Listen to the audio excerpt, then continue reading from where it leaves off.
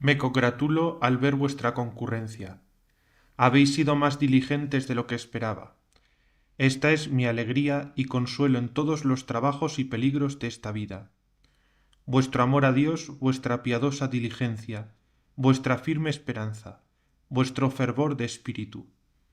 Oísteis cuando se leyó el Salmo, que el pobre y desvalido dan voces a Dios en este mundo. Voz es esta oída ya con frecuencia, y que debéis recordar. Y voz no de un solo hombre, y sí también de un hombre solo, no de uno solo, porque los fieles son muchos, mucho el grano que gime en la paja, sembrado por todo el mundo. Y sí también de uno solo, y es que todos son miembros de Cristo, y por eso son un cuerpo solamente. Este pueblo pobre y desvalido ignora las alegrías del mundo. Sus dolores, lo mismo que sus alegrías, están en lo interior, donde no penetra nadie, sino aquel que oye al que gime y corona al que espera. Son vanidad las alegrías del siglo. Se esperan con gran expectación antes de que lleguen, pero se van de las manos nada más llegar. El día de hoy, día de alegría en esta ciudad para los malvados, mañana ya no lo es. Ni ellos mismos serán mañana lo que hoy son. Todo pasa, todo vuela, todo se desvanece como el humo. Ay de los que de tales cosas se enamoran. Toda alma sigue la suerte de lo que ama. Toda cosa es heno, todo brillo de la carne, como flor del campo. Secóse el heno y se cayó la flor, mas la palabra del Señor permanece eternamente. Mira lo que debes amar si ansias permanecer eternamente. Pero tal vez diráis, ¿cómo puedo yo poseer al Verbo de Dios? El Verbo se hizo carne y habitó entre nosotros. Por eso es propio, amadísimos, de nuestra pobreza e indigencia, dolerse de aquellos que se creen ricos. Su gozo se asemeja al de un loco. El loco goza y ríe en sus accesos de locura, pero el cuerdo, en cambio, lo compadece. Nosotros, carísimos, que éramos todos locos, y que por la medicina que recibimos venida del cielo, recobramos la salud, no nos lleva el amor a lo que nos llevaba antes. No cesamos de gemir a Dios por los que aún tienen perdida la cabeza. Poderoso es el Señor para darles también a ellos la salud. Es necesario que se miren a sí mismos y que se avergüencen. Quieren verlo todo y no saben verse a sí mismos. Y si alguna vez se miran, no ven sino lo que les avergüenza y llena de confusión. Mientras que esto no suceda, siga otra dirección nuestros deseos y nuestra vida. Más valiosos son nuestros dolores que sus alegrías. Por lo que toca al número de nuestros hermanos, es difícil que haya habido alguien entre ellos que se haya dejado arrastrar por tales reuniones. En cambio, por lo que se refiere al número de los hermanos, me contrista, y lo que es más de lamentar, es el que no hayan ido más bien corriendo a la iglesia, pues si no el temor, sí el pudor debió retraerles de esa clase de público. Vea esto quien todo lo ve y que intervenga su misericordia, que es la que sana a todos. Los aquí reunidos comamos de los manjares divinos, y nuestra alegría sea su palabra. Nos convida con su evangelio. Él es nuestro manjar, más dulce que ninguno, pero con tal de que se tenga sano el paladar del corazón. Creo yo que vuestra caridad recuerda muy bien que se va exponiendo por orden este evangelio, y creo también que no habrá echado en olvido tampoco lo ya explicado, máxime lo más reciente sobre Juan y la paloma. Se dijo cuál es la singularidad que vio Juan en el Señor mediante la paloma, aun cuando él, por inspiración del Espíritu de Dios, sabía ya que era el Señor. Que lo singular que ve Juan por la paloma es el poder de bautizar del Señor, intransferible a persona alguna, pues a Juan se dijeron estas palabras: sobre el que vieres que baja como una paloma el Espíritu Santo, y que se posa sobre él, este es el que bautiza en el Espíritu Santo. ¿Qué significa? Este es, que no es otro el que bautiza, aunque sea por medio de otro. Pero ¿por qué Juan conoció esta propiedad por la paloma? He dicho ya mucho sobre esta cuestión, que ni se puede ni es necesario que se repita. En resumen, la razón principal es porque la paloma simboliza la paz. La paloma halla frutos en los árboles bautizados, fuera, y los trae al arca. ¿Recordáis vosotros que Noé soltó la paloma del arca, que nadaba sobre las aguas y que era como bautizaba por ellas, pero no se sumergía? Después que hubo soltado Noé la paloma, volvió con un ramo de olivo que no tenía solo hojas, sino frutos también. Es lo que a los hermanos que se bautizan fuera se debe desear, que lleven fruto, que no los dejará fuera la paloma, sino que los traerá al arca. El fruto todo entero es la caridad, sin la que el hombre es nada, aunque tenga todo lo demás. Hicimos también mención y detenido examen de lo dicho ya con verdadera profusión por el apóstol. El apóstol es el que dice: aun cuando hable las lenguas de los ángeles, si no tengo caridad, soy como un metal que resuena o como un címbalo que retiñe. Aun cuando posea toda la ciencia y penetre todos los misterios, y tuviera el don de profecía y toda la fe, ¿en qué sentido dice toda? Hasta trasladar las montañas, si no tengo caridad, soy nada. Y aunque distribuya todos mis bienes a los pobres y entregue mi cuerpo a las llamas, si no tengo caridad, nada me aprovecha. No pueden decir que tienen caridad quienes dividen la unidad. Este es el resumen de lo dicho hasta aquí. Véase ahora lo que sigue. Juan dio testimonio porque lo vio. ¿Qué testimonio dio? Que él es el Hijo de Dios. Era necesario que bautizase el que es el unigénito de Dios, no hijo adoptivo. Los hijos adoptivos son ministros del unigénito. Este es el que tiene el poder, los adoptivos el ministerio. Si el ministro no es del número de los hijos de Dios, porque vive y obra mal, ¿qué es lo que nos consuela? Él es el que bautiza. Otro día estaba Juan con dos de sus discípulos y mirando a Jesús que iba pasando exclama: He aquí el Cordero de Dios. Este es el Cordero en singular. Los discípulos llevan el nombre de corderos. Mirad que os envío como corderos entre lobos. Llevan también los discípulos el nombre de luz. Vosotros sois la luz del mundo. Pero es otra la manera de ser luz de quien se dijo: es la luz verdadera que alumbra a todo hombre que viene a este mundo. Como es otra la manera de ser cordero, quien lo es en singular como el único sin mancha, sin pecado.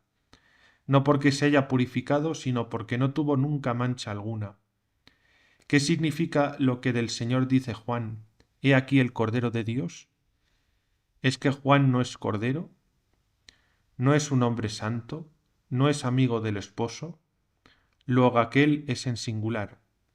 Cordero de Dios, porque únicamente con la sangre sola de este Cordero pudieron ser redimidos los hombres. Si nos damos cuenta, hermanos míos, que nuestro precio es la sangre del Cordero, ¿qué clase de gente será esta que celebra hoy la festividad de la sangre de no sé qué mujer? ¿Puede ser mayor su ingratitud? Se arrebató, dicen, el oro de los pendientes de una mujer y corrió la sangre. Y puesto el oro en una balanza, pesó mucho más a causa de la sangre.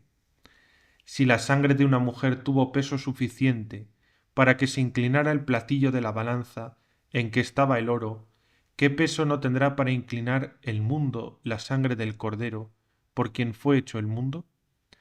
Y es que ciertamente aquel espíritu, no sé cuál, se aplacó con la sangre para hacer presión en el peso. Los espíritus inmundos sabían que Jesucristo había de venir, y lo habían oído de los ángeles y de los profetas, y esperaban su venida. Sin esta expectación, ¿cómo se explica este grito? ¿Qué tenemos que ver nosotros contigo?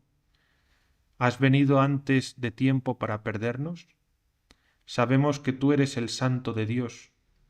Sabían que había de venir, pero ignoraban el tiempo de su venida.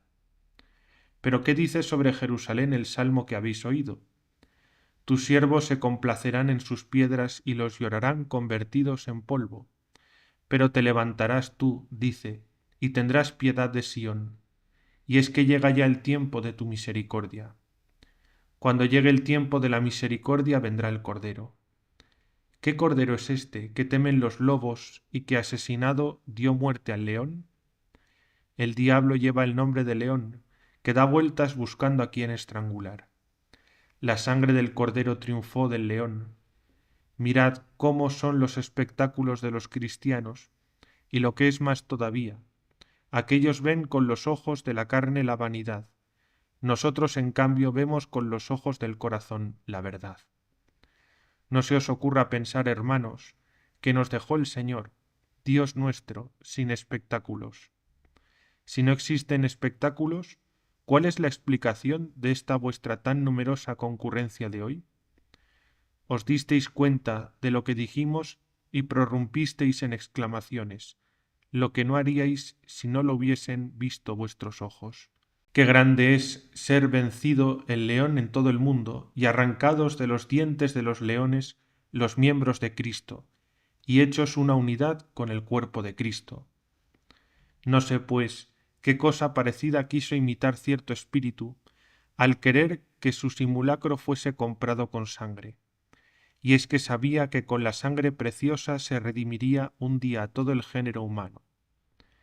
Los espíritus malos se rodean a sí mismo de apariencias de honor y engañan así a los que siguen a Cristo, hasta el punto, hermanos míos, que los mismos que engañan con amuletos, encantamientos y otros ardides diabólicos, mezclan en sus magias el nombre de Cristo. Y como ya les es imposible seducir a los cristianos, para darles el veneno lo mezclan en algo de miel, y así en lo dulce va oculto lo que es amargo, y se lo beben para su perdición. Se llega a tal extremo que yo mismo conocí durante algún tiempo un sacerdote de este ídolo, Pileato, que solía decir, este Dios es también cristiano. ¿Y esto por qué, hermanos? Porque no pueden por otros ardides engañar a los cristianos. No busquéis pues en otra parte a Cristo, que donde Él quiso que os anunciara. ¿Y cómo quiso que se os anunciara? Así lo guardéis y escribáis en vuestros corazones. Esto es una muralla contra todos los embates e insidias del enemigo. No temáis. El enemigo no tienta si no se le da permiso. No hace nada en verdad si no se le permite o se le da esa misión. Le envía como ángel malo el poder que le tiene bajo su dominio. Se le permite cuando pide algo. El fin de esto no es otro que probar a los buenos y castigar a los malos. ¿Qué temes? Anda con el Señor tu Dios y seguro puedes estar. Lo que no quiere que sufras, no lo sufrirás. Y lo que permitiere que padezcas será azote del que corrige más bien que pena del que condena. Se nos adiestra en orden a la herencia eterna, y se desdeña el azote. Si un niño, hermanos míos, se resistiese a las bofetadas o azotes de su padre, no se diría que era un soberbio, un niño sin esperanza alguna, un desagradecido a la corrección paternal. ¿Qué intención es la del padre hombre en la corrección de su hijo hombre también? La intención es que pueda conservar los bienes temporales que él mismo adquirió y reunió para él. No quiere que derroche los bienes que él mismo deja, por no poder retenerlos eternamente. No enseña al hijo para que participe con él en la posesión de sus bienes, sino para que entre en posesión de ellos después de él. Hermanos míos, un padre instruye al hijo que será sucesor suyo, y que pasará igualmente por todas aquellas vicisitudes, que ha de pasar el mismo que le instruye. ¿Cómo queréis, según eso, que nos instruya nuestro Padre, no para sucederle, sino para entrar con él, y permanecer eternamente en la fruición de la herencia que no se marchita, ni puede perecer, ni conoce contratiempo alguno? La herencia es Él mismo, la herencia es el mismo Padre Celestial. Este será un día nuestra posesión. ¿No están justificadas sus correcciones? Suframos, pues, las correcciones de nuestro Padre. Cuando nos duele la cabeza, no vayamos a los encantadores ni a los adivinos, ni a remedios inútiles o vanos. ¿Cómo, hermanos, no voy a llorar yo por vosotros? Veo hacer eso todos los días. ¿Qué tendré que hacer yo? No he podido todavía convencer a los cristianos que la esperanza se ha de poner en Cristo. Hágase la hipótesis de que muera uno de esos a quienes se aplicaron estos remedios. ¿Cuántos mueren a pesar de estos remedios y cuántos sin ellos viven? ¿Con qué cara irá esa alma a la presencia de Dios? No tiene ya el sello de Cristo, lleva la marca del diablo. Dirá tal vez que ya no ha perdido el sello de Cristo. Luego tienes a la vez el sello de Cristo y el sello del diablo. No quiere Cristo esa participación. Quiere poseer él solo lo que compró. Lo compró a tanto precio para ser él solo su poseedor. Tú das participación con él al diablo, a quien te vendiste tú por el pecado. Hay de los que son de corazón doble, y dividen su corazón en dos partes, una para Dios y otra para el diablo. Irritado Dios porque tiene parte allí el diablo, se va de allí, pero es para que sea todo íntegro del diablo. No en vano habla el apóstol de esta manera: no deis lugar en vosotros al diablo. Insistamos en el conocimiento amoroso del Cordero, hermanos, en el conocimiento de la grandeza de nuestro precio. Estaba Juan y dos de sus discípulos. He aquí dos discípulos de Juan. Como Juan era así amigo del esposo, no buscaba su gloria, sino que daba testimonio de la verdad. Intentó por ventura retener con él a sus discípulos, para que no fueran en pos del Señor. Más bien muestra él a sus discípulos a quién debían seguir. Los discípulos le tenían a él por el Cordero, y díceles: ¿qué es lo que de mí pensáis? Yo no soy el Cordero. Mirad, ese es el Cordero de Dios, del cual ya había dicho antes: he aquí el Cordero de Dios. Pero, ¿qué bien nos trae el Cordero de Dios? He ahí, dice, el que borra el pecado del mundo. Oído esto, van tras de él, los dos que estaban en compañía de Juan. Veamos lo que sucede cuando dice Juan: he aquí el Cordero de Dios. Los dos discípulos, al oírle hablar así, van en pos de Jesús. Se vuelve Jesús, ve que le siguen y díceles: ¿qué buscáis? Responden ellos: Rabí, que significa maestro, ¿dónde moras? Ellos no le siguen todavía como para quedarse con él. Ellos se quedaron con él, como es evidente, cuando les llamó de la barca. Andrés era uno de estos dos, como lo acabáis de oír, y hermano de Pedro.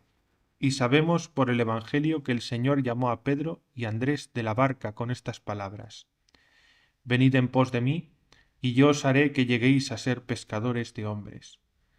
Desde ese momento se unieron ya con él para no separarse jamás. Ahora pues le siguen estos dos, no como para no separarse ya de él, sino porque quieren ver dónde mora y cumplir lo que está escrito: el dintel de sus puertas desgasten tus pies, levántate para venir a él siempre e instrúyete en sus preceptos. Él les muestra dónde mora y se estuvieron con él. Qué día tan feliz pasan y qué noche tan dichosa. ¿Hay quien sea capaz de decirnos lo que oyeron de la boca del Señor? Edifiquemos también nosotros mismos y hagamos una casa en nuestro corazón, a donde venga Él a enseñarnos y hablar con nosotros. ¿Qué buscáis? Responden ellos. Rabí, que significa maestro, ¿dónde vives? Contesta Jesús: venid y vedlo. Y se fueron con él y vieron dónde vivía, y se quedaron en su compañía aquel día. Era como las 10. ¿Pensaremos acaso que no le interesaba al evangelista decirnos con precisión qué hora era? ¿Puede ser que no quiera advertirnos nada, ni que inquiramos nada en esto? La hora era como las 10. Este número significa la ley. Por eso se dio en 10 mandamientos. Mas había llegado ya el tiempo de cumplir la ley por el amor, ya que los judíos no podían cumplirla por el temor. Por esto dice el Señor: no he venido a destruir la ley, sino a cumplirla. Con razón, pues, a la hora 10 les siguen estos dos por el testimonio del amigo del esposo, y a la hora 10 oyó: Rabí, que significa maestro. Si el Señor oyó Rabí a las 10 y el número 10 es el de la ley, luego el maestro de la ley no es sino el dador de la ley también. No diga nadie que uno da la ley y otro enseña la ley. La enseña el mismo que la da. Él es el maestro de la ley y él mismo la enseña. La misericordia está en sus labios. Por eso enseña la ley misericordiosamente. Así lo dice la Escritura hablando de la sabiduría. En sus labios la ley y la misericordia. No temas que te sea imposible cumplir la ley. Vete a la misericordia.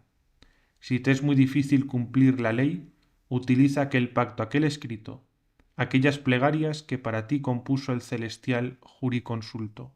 Quienes tienen algún pleito y quieren dirigir una súplica al emperador, buscan un hábil jurisconsulto que se la redacte, no sea que formule mal la petición y que en vez de conseguir lo que pide se encuentre el castigo. Los apóstoles querían dirigir súplicas, pero no sabían cómo presentarse al emperador Dios, y dijeron a Cristo: Señor, enséñanos a orar. Tú, nuestro jurisconsulto, tú el asesor, o mejor dicho, tú que te sientas con Dios en su mismo trono, redáctanos una fórmula de súplica. Y el Señor les redacta una fórmula del código del derecho divino. Y en esa fórmula les enseña cómo debían orar. Pero es una fórmula condicional. Perdónanos nuestras deudas, así como nosotros perdonamos a nuestros deudores. Si no pides conforme a la ley, eres reo. ¿Tiemblas ante el emperador porque eres reo? Ofrece el sacrificio de la humildad, el sacrificio de la misericordia. Di esta súplica: perdóname, que yo también perdono. Si lo dices, hazlo. ¿Qué has de hacer? ¿A dónde has de ir? Si mientes en las preces. No tendrás, como se suele decir en los tribunales, ni el beneficio del rescripto, y ni siquiera el rescripto mismo. Es norma del derecho judicial que no obtenga lo que solicita quien es falaz en sus demandas. Esta norma se da entre los hombres, porque a un hombre se le puede engañar, lo mismo que se le puede engañar al emperador en las reclamaciones que se le presentan. Tú dijiste lo que se te antojó, porque aquel a quien se lo expusiste ignora si es verdad o no. Por eso deja a él que sea tu adversario quien te muestre tu culpabilidad. El emperador, como no sabe si miente, no puede sino concederte la gracia. Mas si ante el juez eres convicto de falso, allí mismo se te despoja del beneficio que por el rescripto habías obtenido. Mas Dios, que conoce lo mismo si mientes que si dices la verdad, no sólo impide que del juicio saques algún beneficio, sino que ni siquiera te permite la súplica, pues has tenido la osadía de ser falso con la verdad. ¿Qué hacer, pues? Dímelo. Es difícil cumplir la ley en su totalidad sin transgresión ninguna. La infidelidad, pues, es cierta. ¿Y no quieres utilizar el remedio? Ved aquí, mis hermanos, el remedio que ha preparado Dios para las enfermedades del alma. ¿Qué remedio? Cuando tienes dolor de cabeza, me parece digno de elogio que apliques allí el Evangelio, en vez de acudir a los amuletos. Pero la flaqueza humana, hermanos, es tal, y quienes corren a los amuletos son tan dignos de compasión y de lágrimas, que no puede menos de producirme especial regocijo ver a un hombre postrado en su lecho, presa de su fiebre, de los dolores, y que no pone su confianza sino en que se le ponga sobre la cabeza el Evangelio. No que el Evangelio sea para este fin, sino porque se da preferencia al Evangelio sobre los amuletos. Si se aplica el Evangelio a la cabeza para que desaparezca el dolor, ¿por qué no se ha de aplicar también al corazón para que lo sane de los pecados? Hágase pues esto. ¿Qué es lo que hay que hacer? Aplicarlo al corazón para sanarlo. Buena cosa es, buena, que no te preocupes de la salud del cuerpo, sino que te preocupes únicamente de pedírsela a Dios. Si conoce que ha de ser de provecho, te la otorgará, y si no te la da, es que no te conviene tenerla. ¿Cuántos hay que postrados en el lecho son inocentes y sanos irán a cometer crímenes? ¿A cuántos es perniciosa la salud? ¿No le valiera mucho más al ladrón el estar enfermo que lanzarse a la garganta de un hombre para ahogarlo? Al que de noche se levanta para socavar los muros ajenos, ¿no le sería mejor verse abrasado por las fiebres? Enfermo estaría sin culpa y sano es un criminal. Dios sabe pues lo que nos conviene. Procuremos solamente que nuestro corazón esté libre de culpas, y cuando tal vez se nos flagele en el cuerpo, acudamos a Él. El apóstol Pablo le pidió que le quitase el aguijón de la carne, y no quiso quitárselo. ¿Se turbó acaso por eso? ¿Se entristeció tal vez hasta el punto de considerarse como dejado de la mano de Dios? Antes, por el contrario, se sintió menos abandonado por no haberle quitado lo que quiso que le arrancase de raíz para ser curado de aquella enfermedad. Es lo que le enseñó la palabra del médico: te basta mi gracia, porque la virtud se perfecciona en las enfermedades. ¿Cómo sabes que Dios no te quiere sanar? Es que todavía conviene que te flagele más. ¿Cómo sabes lo podrido que está lo que te corta el médico cuando mete el hierro en las llagas? ¿No sabe él lo que hace y el por qué lo hace y hasta qué extremo debe hacerlo? ¿Acaso los gritos del que opera hacen retirar la mano del que con habilidad corta? Aquel grita, pero éste sigue cortando. ¿Es cruel porque no escucha al que grita? ¿O más bien es misericordioso porque extirpa la llaga con el fin de sanar al enfermo? Digo esto, hermanos míos, para que nadie busque más que el auxilio de Dios cuando somos por él corregidos. Tened cuidado, no perezcáis. Mirad, no os alejéis del Cordero y os devore el león. Os he explicado por qué era la hora 10. Veamos lo que sigue. Era Andrés, hermano de Pedro, uno de los que oyeron el testimonio de Juan y siguieron a Jesús. Este se encuentra con Simón, su hermano, y le dice: hemos hallado al Mesías, que significa Cristo. Mesías es en hebreo y en griego Cristo, y en latín ungido. Por la unción se llama Cristo. Crisma en griego es unción. Luego Cristo significa ungido. Él es el ungido en singular, el ungido por excelencia, y de donde procede la unción a todos los cristianos. Pero Él es el ungido por excelencia. Oye cómo lo dice el Salmo: por eso te ungió Dios tu Dios con el óleo de la alegría sobre tus copartícipes. Todos los santos son partícipes de esta unción, pero Él es en singular el Santo de los santos, y el ungido en singular, y el Cristo en singular. Y lo lleva a Jesús. Jesús fija en él su mirada y le dice: tú eres Simón, hijo de Juan, y tú te llamarás Cefas, que significa Pedro. No es gran cosa que el Señor diga de quién es hijo éste. ¿Qué es grande para el Señor? Sabía los nombres de todos los santos que predestinó antes de la existencia del mundo. ¿Y te causa extrañeza que le diga a un hombre: tú eres hijo de tal y tú llevarás tal nombre? ¿Es gran cosa cambiarle el nombre y de Simón hacer Pedro? Pedro viene de piedra, y la piedra es la Iglesia. El nombre de Pedro es pues figura de la Iglesia. ¿Quién es el que está seguro sino el que construye sobre piedra? ¿Qué es lo que dice el mismo Señor? El que oye mis palabras y las practica, semejante es a un hombre prudente, que edifica sobre piedra, que no cede a las tentaciones. Y cae la lluvia, llegan los ríos, soplan los vientos, choca todo contra la casa y no se derrumba. Está construida sobre piedra. Todo hombre, por el contrario, que oye mis palabras, pero no las practica, tema ya cada uno de vosotros y póngase en guardia. Semejante es al insensato que edifica su casa sobre arena, y cae la lluvia, llegan los ríos, soplan los vientos, y todo esto choca con fuerza contra esa casa y se derrumba, y es grande su ruina. ¿Qué utilidad reporta de entrar en la iglesia el que edifica sobre arena?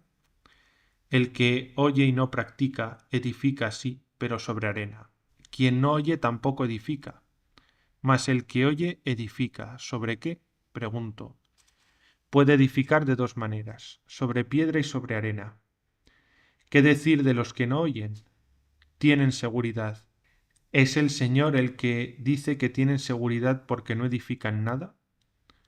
No tienen defensa ni contra la lluvia, ni contra los ríos, ni contra los vientos. Todo esto cuando llega los barre antes de derribar las casas.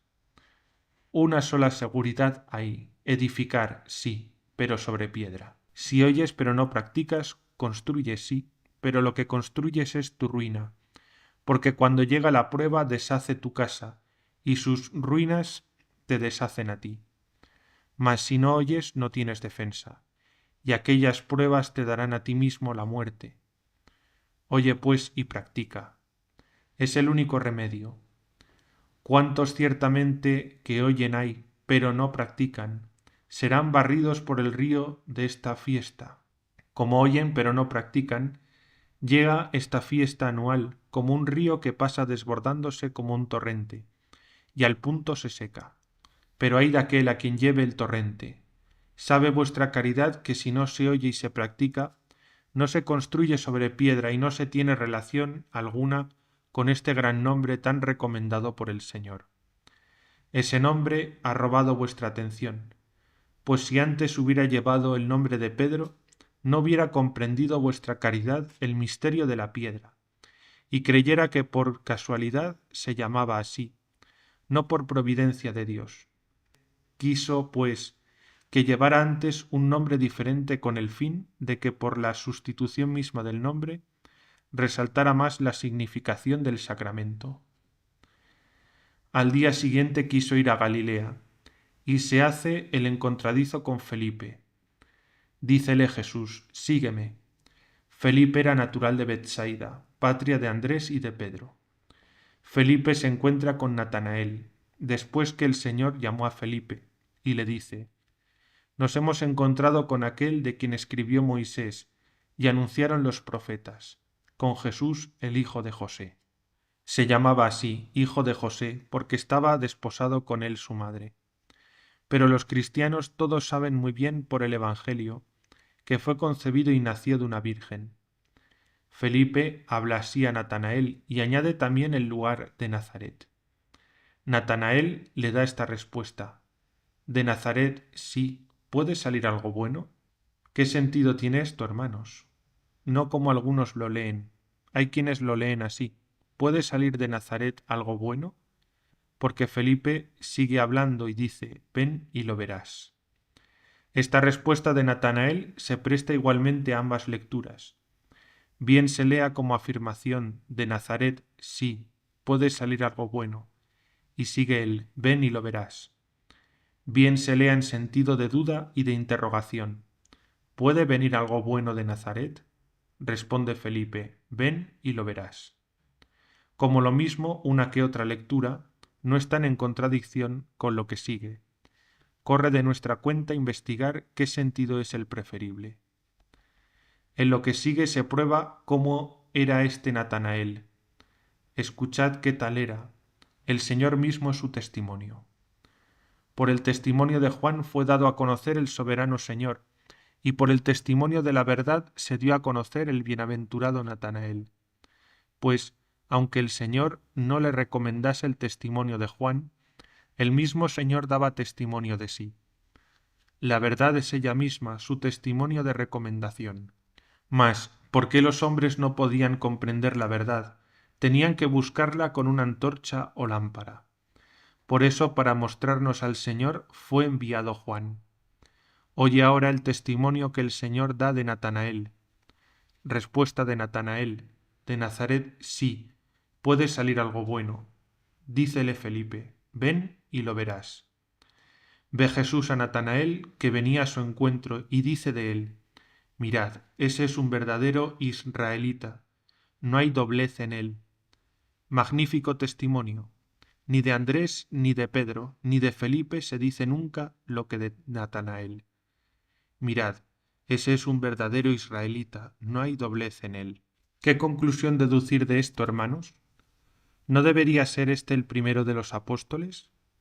Pues ni es el primero entre los apóstoles, ni el del medio, y ni siquiera el último de los 12. Aquel hombre de quien tan magnífico testimonio dio el Hijo de Dios en estas palabras.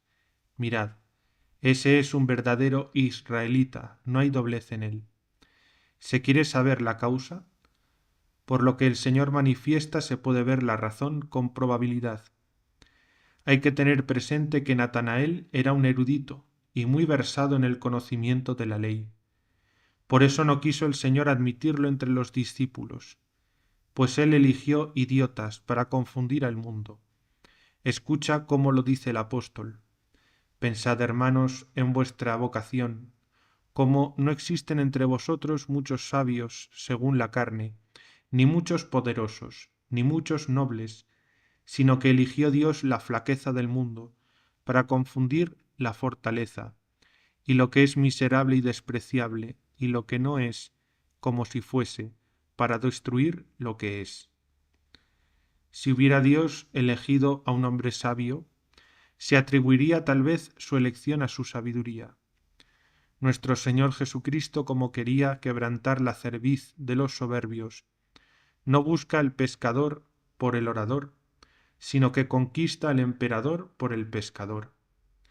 Gran orador era Cipriano, sin embargo, es preferido Pedro, el pescador, para traer después a la fe al orador y al emperador.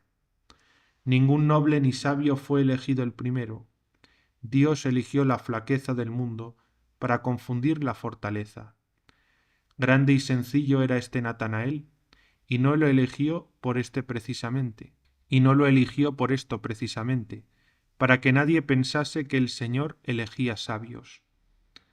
Por su misma pericia en la ley se explica que con solo oír de Nazaret conocía las Escrituras y sabía que de allí había que esperar al Salvador, lo que no sabían otros escribas y fariseos tan fácilmente.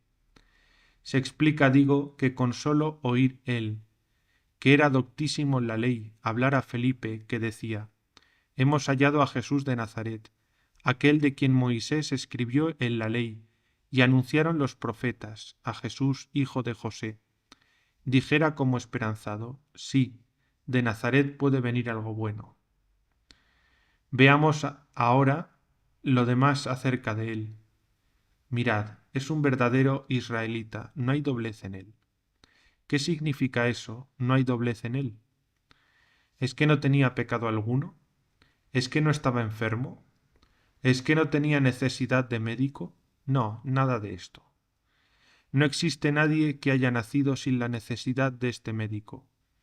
¿Qué es lo que se quiere decir por estas palabras? ¿No hay doblez en él? Examinémoslo más atentamente y se verá con la ayuda del Señor. El Señor dice dolo. Quien comprenda la lengua latina sabe que hay dolo cuando se hace una cosa y se finge otra. Esté atenta vuestra caridad. Dolo no es lo mismo que dolor. Hago esta observación porque un gran número de nuestros hermanos, que conoce mal el latín, se expresa de tal modo que llega a decir: el dolo le hace sufrir, en vez de decir el dolor. Dolo es fraude, es simulación. Cuando se tiene una cosa en el corazón y se dice otra, entonces hay dolo. Se tiene como dos corazones, uno como seno del corazón, donde ve la verdad, y otro como vientre, donde concibe la mentira. Y con el fin de que veáis que el dolo es esto, se dice en el Salmo: labios dolosos. ¿Qué son labios dolosos? Sigue el Salmo: hablan mal con el corazón y con el corazón. ¿Qué son corazón y corazón sino dos corazones? Como en este no había dolo, por eso el médico no lo juzgó sano, pero sí curable. Porque sano es una cosa y curable otra, e incurable otra muy distinta. El enfermo de quien se tiene esperanza es curable. Es incurable el que ya está desahuciado, y sano el que no necesita de médico. El médico que había venido a curar vio que éste era curable. No había doblez en él. ¿Por qué no hay doblez en él? Porque si es pecador, confiesa que lo es. Si, en cambio, es pecador y dice que es justo, hay doblez en su confesión. El Señor alaba en Natanael la confesión de su pecado. No declara que no era pecador. Por eso, cuando los fariseos que se tenían por justos censuran al Señor porque como médico se mezclaba con los enfermos y le dicen: mirad con quiénes come, con los publicanos y con los pecadores. El médico responde así a los frenéticos: no tienen necesidad de médico los sanos, sino los que están enfermos. No he venido a llamar a los justos, sino a los pecadores. Esto fue decirles: vosotros decís que sois justos, mas sois pecadores. Juzgáis que estáis sanos, pero estáis enfermos. Rechazáis la medicina, pero sin tener la salud. Y así el fariseo que invitó al Señor a un banquete se creía sano también. En cambio, aquella mujer enferma irrumpe en una casa a donde no la habían invitado, y perdiendo la vergüenza por el deseo de su salud, se acerca no a la cabeza del Señor ni a sus manos, sino a sus pies, que lava con sus lágrimas, enjuga con sus cabellos, besa con su boca, unge con sus perfumes, y la que era pecadora hace las paces con los pies del Señor. Aquel, el fariseo que estaba recostado allí como sano, censura al médico, diciendo en su interior: si éste fuera profeta, sabría qué mujer es la que le está tocando los pies. Se imagina que no la conoce, pues no la rechaza, como si no le tocaran manos inmundas. Pero Jesús la conoce y consciente que toque sus pies para con el tacto sanarla. Ve el Señor el corazón del fariseo y le propone esta parábola. Un acreedor tenía 2 deudores, uno le debía 50 denarios y el otro 500, y no tenían con qué pagar, y perdonó a los 2. ¿Quién de los 2 le amó más? Respuesta de Simón: creo, Señor, que aquel a quien más perdonó. Se vuelve Jesús a la mujer y le dice así: ¿ves a esta mujer? Yo entré en tu casa, y tú no me diste agua para los pies, y ésta en cambio ha lavado mis pies con sus lágrimas, y los ha enjugado con sus cabellos. Tú no me diste el ósculo de la paz, y ésta no cesa de besarme los pies. Tú no me ungiste con óleo la cabeza, y ésta ha derramado sus perfumes sobre mis pies. Por eso te digo que se le perdonan muchos pecados, porque ama mucho. Mas a quien se le perdona poco, es que ama poco. Esto fue decirle: tú estás más enfermo que ésta, y te crees sano. Crees que se te perdona poco, cuando en realidad eres el que más debes. Bien ha merecido ésta la medicina, pues no hay en ella doblez, y no la hay porque confiesa sus pecados. En Natanael alaba el Señor esto mismo: no tiene doblez. Muchos fariseos, en cambio, que estaban empecatados, se decían justos e iban con doblez. Por eso eran incurables. Ve pues Jesús a este en quien no había dolo, y dice: he aquí un verdadero israelita, en quien no hay engaño.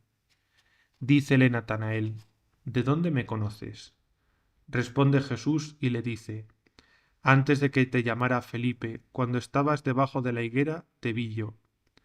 Responde Natanael: Rabí, tú eres el Hijo de Dios, tú eres el Rey de Israel. Algo grande ve este Natanael en estas palabras: cuando estabas debajo de la higuera te vi yo, antes de que Felipe te llamara. Pues hace esta confesión: tú eres el Hijo de Dios, tú eres el Rey de Israel.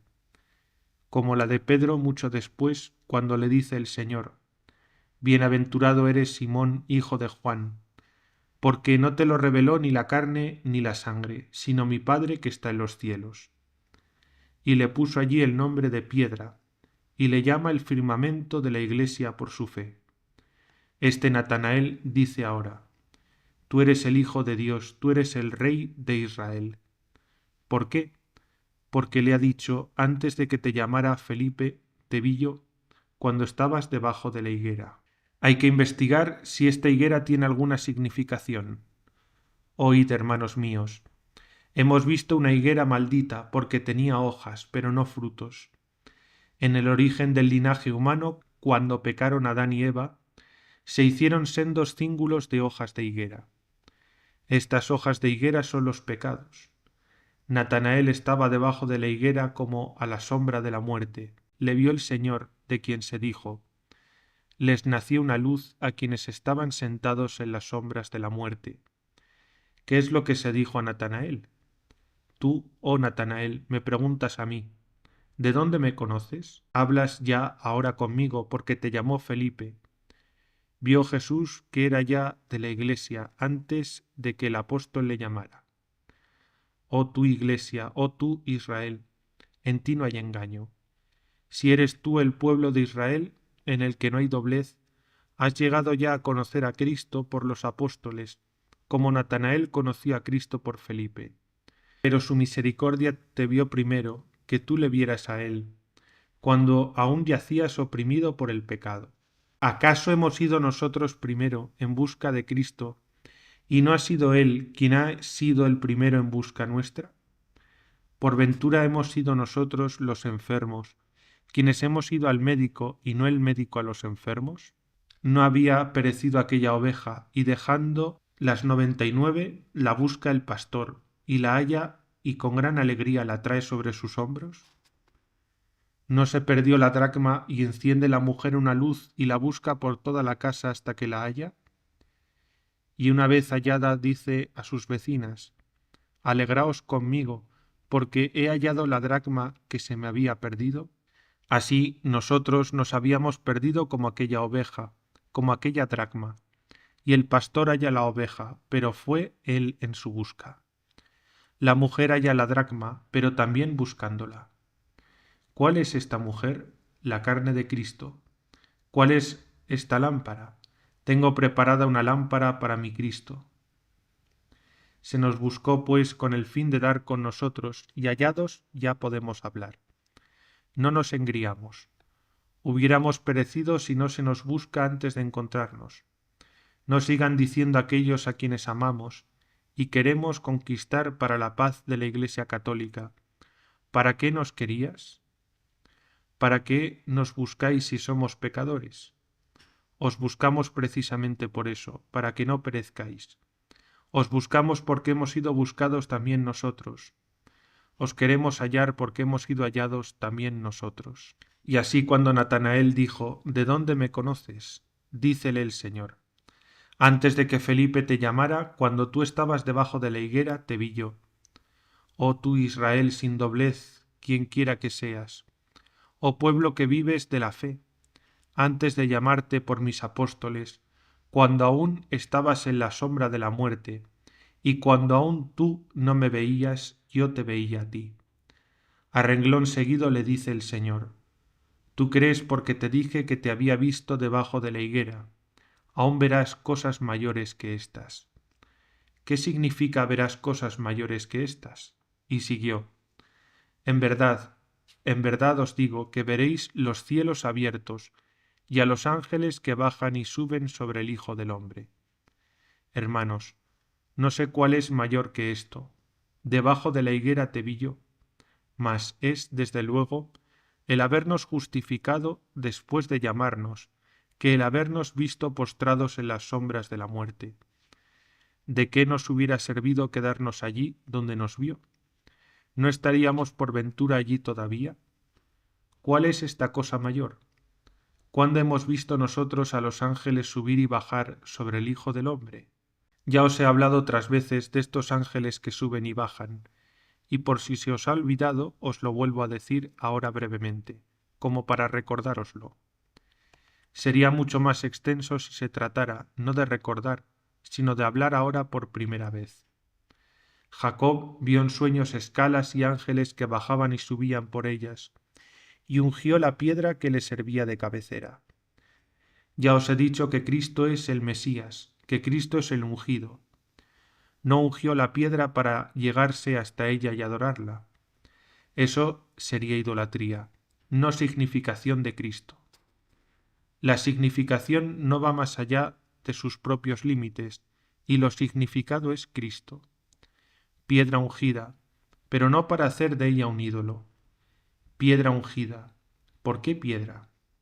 He aquí que yo pondré como fundamento de Sión una piedra escogida, angular y preciosa. El que creyere en ella no será confundido. ¿Por qué ungido? Porque Cristo viene de crisma. ¿Y qué vio entonces en la escala? Ángeles que subían y bajaban. Así es la Iglesia, hermanos.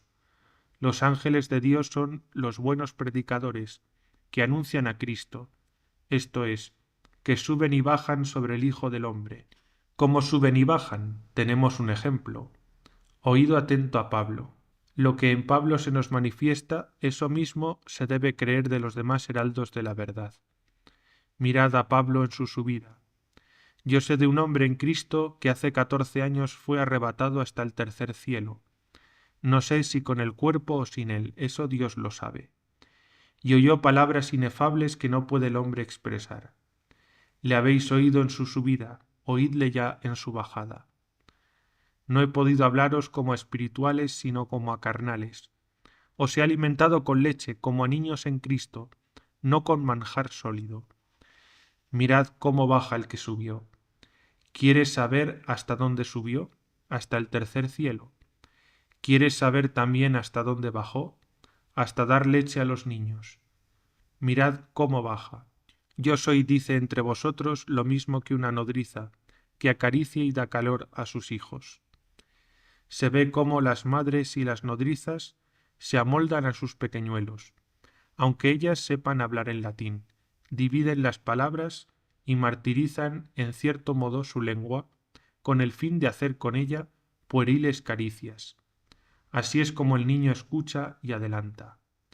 Y lo mismo hace un padre que es elocuente y tan gran orador que haga resonar su palabra en el foro y retemblar su tribuna. Cuando ese padre vuelve a casa, si tiene algún niño, deja a un lado toda su elocuencia forense, a donde había subido, y se le ve amoldarse al niño en su lengua pueril. Escucha ahora cómo en un solo pasaje, en una sola sentencia, se ve al apóstol subir y bajar. Si nos extasiamos, dice, es para Dios, si nos moderamos, es para vosotros. ¿Qué quiere decir nos extasiamos? Que así es como se ven aquellas cosas que no puede el hombre expresar. ¿Qué significa amoldarse a vosotros? Que no ha pretendido saber otra cosa entre vosotros que a Jesucristo, y éste crucificado. Si el mismo Señor subió y bajó, es evidente que sus predicadores suben por su imitación y bajan por la predicación. Si os he retenido más de lo acostumbrado ha sido con el fin de que pasasen aquellas horas peligrosas. Creo habrán dado fin a sus vanidades. Mas nosotros, hermanos, una vez saciados con estos alimentos saludables, pasemos lo restante de la solemnidad del día del Señor en goces espirituales, comparando los goces de la verdad con los goces de la vanidad. Si nos horrorizan, sintamos el mal de nuestros hermanos. Si lo sentimos, oremos. Si oramos, nos oirá el Señor. Y si nos oye, los ganamos también a ellos.